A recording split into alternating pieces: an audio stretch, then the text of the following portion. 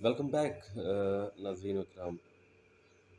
ये मेरे पिछले प्रोग्राम का बकिया कुछ जो भी पार्ट रह गया था। हम बात कर रहे थे पाकिस्तान के अंदर जो हमारी अदलिया के अंदर जो जिस तरीके से करप्शन हो रही है, और ये करप्शन कोई आज मेरा ख़्याल है कि पाकिस्तान की फ्रीडम डे से लेके अब तक चलती आ रही है। आज 74 साल के बाद अगर हम इस सिचुएशन पे खड़े हुए हैं कि हमारा अदलिया का जो निज़ाम है उसी के अंदर अगर करप्शन है, और हम उसको ठीक करने की बात नहीं कर रहे, और हम बात कर रहे हैं कि जी पहले वो मतलब जो दूसरे इश्यूज़ हैं वो इम्पोर्टेंट हैं, लेकिन 74 सालों का जो एक एक लोड हमारे ऊपर मौजूद है कि आज 74 सालों के बावजूद यहाँ का एक कोई भी शहरी, कोई भी सिटीज़न, उसके लिए, एक आम इंसान के लिए इंसाफ के दरवाजे खुले नहीं हैं।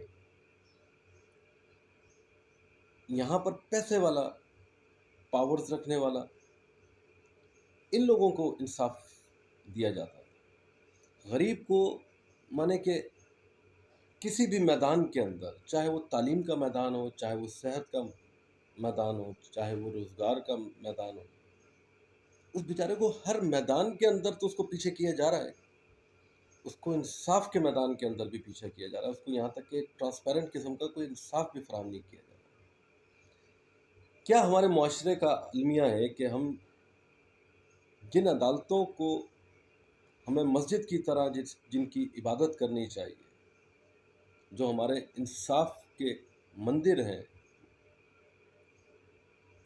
उनके अंदर अगर ये सारी की सारी बेहूदगियाँ अगर होंगी, तो फिर क्या एक्सपेक्ट करते हैं आप एक नॉर्मल सिटीज़न से कि वो आपके साथ क्या करता रहेगा, या वो इस मुल्क को किस अंदाज से नुकसान पहुंचाएगा?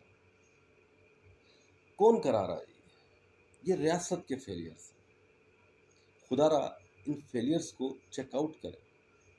मैं बार बार इस बात को रिपीट कर रहा हूँ कि ये सिर्फ़ और सिर्फ मेरा मैटर नहीं है, ये पिछले 74 सालों का मैटर है। साइड पे रख दें आप आयशा अकरम का केस, उसको इन्वेस्टिगेट कराएं, वो एक महकमा कर रहा है। और इश्यूज़ भी बेतहाशा हैं, इंटरनल इश्यूज़ होते हैं, एक्सटर्नल इश्यूज़ होते हैं, लेकिन इस मैटर की अब हसासियत को कौन समझेगा? ये 24 करोड़ अवाम के साथ एक मजाक हो रहा है। इमरान खान साहब, आप वज़ीर आज़म हैं इस मुल्क के। बुनियादी तौर पर अगर ये बुनियादी ढांचा हम अगर तब्दील नहीं कर सके आज तक, तो क्या निज़ाम है यहाँ पर? यहाँ पे मेरी गाड़ी चोरी होती है तो पुलिस वाला कहता है कि जी एसएसपी कहते हैं कि जी वो उनकी रिपोर्ट के बता रही है कि जी गाड़ी तो मैंने खुद जाके सेल करी है। कैसे सेल करी है? मैं यूरोप से आया हूँ, भूटान से या सोमालिया से नहीं आया हूँ भाई। आप और भूटान और सोमालिया में भी शायद अगर मैं चला जाता तो शायद वहाँ पर इस तरीके से नहीं होता। मकसद, हमने दरिंदगी और हैवानियत की इंतहा कर दी है किसी भी लिहाज से।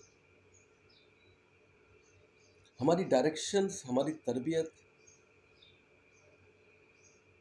हमें बनाया क्या जा रहा है? सिर्फ और सिर्फ मैं इतना चाहता हूँ कि इस निज़ाम को थोड़ा सा बेहतर करें, अपडेट्स, कुछ रिफॉर्म्स लेके आएँ। ठीक है, दुनिया के और भी ऐसे ममालिक हैं, आपके पास बायोमेट्रिक का निज़ाम मौजूद है, हर कोर्ट के अंदर वो मौजूद है। उसके अंदर कोई ऐसा सिस्टम लॉन्च कर दें जिस तरीके से डेवलप कंट्रीज़ के अंदर होता है। हमारे पास वो तमाम वसाइल मौजूद हैं, आपको कोई इन्वेस्टमेंट भी ज़्यादा नहीं करनी पड़ेगी शायद इसमें, क्योंकि बायोमेट्रिक का सिस्टम आपके पास मौजूद है। प्रिंटर आपके पास ऑलरेडी हर कोर्ट के अंदर मौजूद है। वहाँ पर ये स्टैम्प पेपर आप ऑन द स्पॉट देना शुरू कर दें। ये रिटायर्ड जज परफेक्ट कोरियर नाम की जो कंपनी है, इनको क्लोज करें, इनको इजाज़त देने की। जज है तो इस बात का मकसद कतई तौर पर ये नहीं होना चाहिए कि वो रेमंड डेविस की तरह किसी भी शहर के अंदर खड़े होकर लोगों, बेगुनाह लोगों को उठा के मारना शुरू करते हैं। उसने कत्ल किया है, इसी तरीके से कत्ल हुआ है हमारा, हमारी फैमिली का, हमारे रिश्तों का। इसके ऊपर कंपनसेशन तक बनती है अगर रियासत इन चीज़ों को फील करे कि जी ये 5 सालों का खमियाजा जो है ये कौन पे करेगा। मैं 20 से 25 लाख रुपए माहाना वहाँ पे कमाया करता था। یہاں پر مجھے بلا وجہ کے اندر آپ نے ہی تو کیس مطلب ہم ہی لوگوں نے تو کریٹ کروایا، کس کا نام لوں، کیا کہوں؟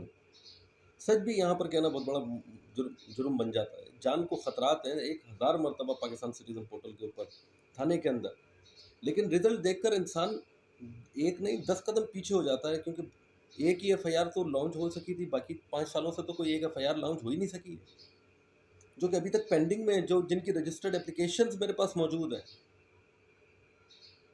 جس ملک کے اندر فرسٹ انفارمیشن رپورٹ ایک اتنا بڑا مسئلہ ہو، جہاں پر عدالتوں کے اندر اسٹیمپ وینڈرز کو بھی بٹھایا ہوا ہو، جو بیک ڈیٹ کے اندر 1950 کے بھی آپ کو نکال کے دے رہے ہوں اسٹیمپ پیپرز، جہاں پر ججز نے ایسی کمپنیاں کھولی ہیں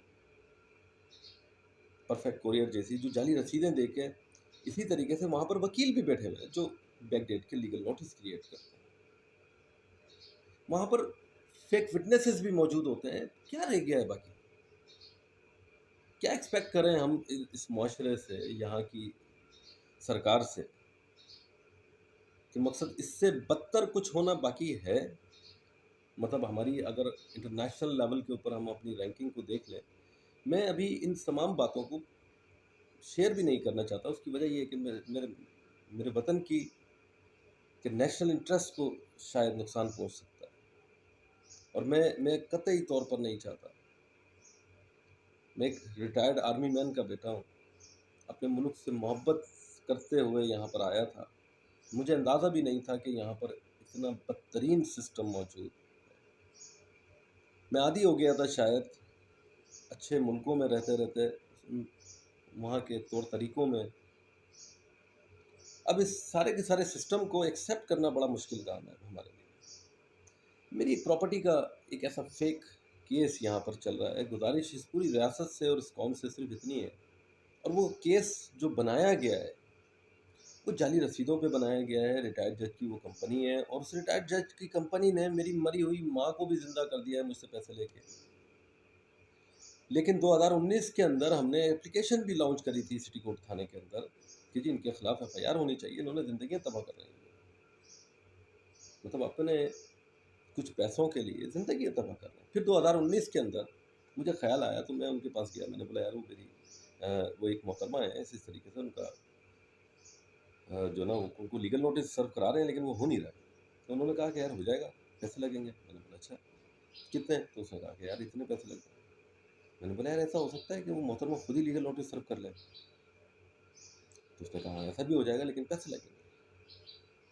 میں نے کہا کہ ٹھیک ہے۔ اس نے پھر مجھے بتایا کہ پیسے وہ ڈبل کر دیے اس نے۔ میں نے کہا کہ ٹھیک ہے میں آپ کو پیسے دیتا ہوں، کب تک مجھے اس کی ایکنالجمنٹس وغیرہ اور یہ تمام چیزیں مل جائیں گی؟ مجھے کورٹ کے اندر وہ آرڈرز وغیرہ لینے ہیں۔ اس نے کہا کہ آپ کو 2 سے 3 دن کے اندر یہ تمام چیزیں آپ کو مل جائیں گی۔ اس نے مجھے گوگل کے ریکارڈ سے بھی پروف کر دیا کہ جی جس خاتون کو میں لیگل نوٹس سرو کرانا چاہ رہا تھا، ان خاتون کو لیگل نوٹس بھی سرو ہوا، اور انہوں نے ہی کیا، لیکن حقیقت یہ تھی کہ وہ خاتون جو ہے وہ میری والدہ تھی، اور وہ کینیڈا کے اندر ان کا ڈیتھ ہو چکی تھی 2017 کے اندر، اور 2019 کے اندر پرفیکٹ کوریئر ریٹائرڈ جج کی کمپنی یہ مینشن کر رہی ہے کہ جی she was alive, how it is possible? مطلب اتنی بہترین ٹیکنالوجیز تو میرا خیال ہے کہ دنیا کے اندر کہیں پر بھی موجود نہیں ہے کہ مرے ہوئے لوگوں کو گوگل کا ریکارڈ بھی بتا رہا ہے، پرفیکٹ کوریئر کا ریکارڈ بتا رہا ہے گوگل کے اوپر کہ جی یہ زندہ ہے، جبکہ ان کو مرے ہوئے 2 سال ہو گئے، اور وہ آلریڈی کیس کے اندر ایک حصہ ہے 1856/2016 کے۔ اسی وجہ سے جج نے اس کے اوپر آرڈر 7 رول 11 بھی لگوائی، کیونکہ جج کو جب ہم نے یہ بات بتائی کہ جی ہمارے پر جو کیس ہوا ہے یہ بھی اسی کوریئر کمپنی کی وجہ سے ہوا ہے، تو میرا خیال ہے کہ بات واضح ہو گئی تھی۔ لہٰذا یہ ساری چیزیں ہیں، جس طریقے سے میں ایک عام انسان ہوں سب سے پہلے، اسی طریقے سے یہاں کا ہر شہری ایک انسان ہے، اس کو خدا را ایک انسان ہونے کا حق دیتا ہے۔ یہی میری اس پوری ریاست سے اور اس کے اندر جتنے بھی ہمارے وکلا برادری ہے، چیف جسٹس آف پاکستان ہے، ان سب سے کہ ہم یہاں کے لوگوں کو کم از کم انسان ہونے کا حق دیں، ان کو بنیادی چیزیں تو فراہم کریں۔ بہت بہت شکریہ، اور مجھے ان تمام مسئلے مسائلوں سے نکال کر میں اپنے بچوں کے پاس جا سکوں۔ اگر میرے سے کوئی غلطی ہو گئی ہو تو میں ہاتھ جوڑ کر اس پوری قوم سے معافی مانگتا ہوں۔ میں نے ریاست میں عزت کرتا ہوں، لیکن ہماری جوڈیشری کی تہ دل سے دنیا کی ہر جوڈیشری کی عزت کرتا ہوں، لیکن وہ اس طریقے سے کام کرتے ہیں، ان کو کام کرنا چاہیے اس طریقے سے۔ صرف اتنا چاہتا ہوں، کام کی بجائے اگر ان کے سامنے ایسی انفارمیشنز کو لایا جا رہا ہو تو اس کے اوپر کم از کم پھر نوٹس بھی ہونا چاہیے کہ ان کو اسٹاپ کیا جائے۔ کون لوگ ہیں وہ، کون سی بلیک شپس ہیں، کون لوگ ہیں جو ہماری عدالتوں کے اندر اس طریقے سے گھس آتے ہیں؟ ایک عام انسان کے پاس ہوتا کیا ہے اگر اس کو انصاف بھی نہ مل سکے تو کس بات کی سزا ہے؟ چلیں، بہت بہت شکریہ، میں اجازت چاہوں گا۔ پاکستان سٹیزن پورٹل کے اوپر سب سے پہلے یہ دونوں چیزیں بھیج رہا ہوں، امید ہے، اور اپنے فیس بک کے اوپر میکسیمم میں اس کو اپلوڈ کر رہا ہوں۔ میں کوشش کروں گا میں ہمیشہ اپنے ملک کی پاسداری کے لیے ہمیشہ کھڑا رہوں، اور اس کے اندر اگر کوئی چیز جہاں پر مجھے بولنا چاہیے، being a citizen, being a human, تو I will participate in that, doesn't matter آپ میری گردن کاٹ دیں، مجھے پھانسی پہ لٹکا دیں، جو بھی کریں، ٹھیک ہے۔ میں 5 سالوں میں ویسے ہی تھک گیا ہوں یہاں پر۔ مقصد میں اپنے بچوں سے جو شخص دور ہوگا وہ کب تک، میں جوڈیشری کی عزت کرتا ہوں لیکن میں کب تک جوڈیشری کو آج کھڑے ہو کے اوپنلی بتانا چاہتا ہوں کہ اس کو، ان تمام سسٹم کو دیکھیں، چیک آؤٹ کریں، یہ ریاست کی ذمہ داری ہے۔ میں عمران خان صاحب کو بھی بتانا چاہتا ہوں، میں صدر پاکستان عارف علوی صاحب کو بھی میسج دینا چاہتا ہوں کہ جی، آپ نے 2011 میں مجھے لائیو انٹرویو دیا تھا، ایک ٹیلیفونک انٹرویو کے اوپر آپ نے کہا تھا کہ ہمارے ملک میں گڈ گورننس کی کمی ہے، لیکن اب کیا ہو رہا ہے؟ کرپشن بڑھتی جا رہی ہے، قرضے بڑھتے جا رہے ہیں، ٹھیک ہے نا، صحت میں، روزگار میں، ہر گراؤنڈ کے اوپر سب کچھ ٹھپ ہو کے رہ گیا ہے۔ خدا را ان تمام چیزوں کو چیک آؤٹ کریں۔ بہت بہت شکریہ۔ پاکستان زندہ باد۔ اللہ حافظ۔ اللہ نے کے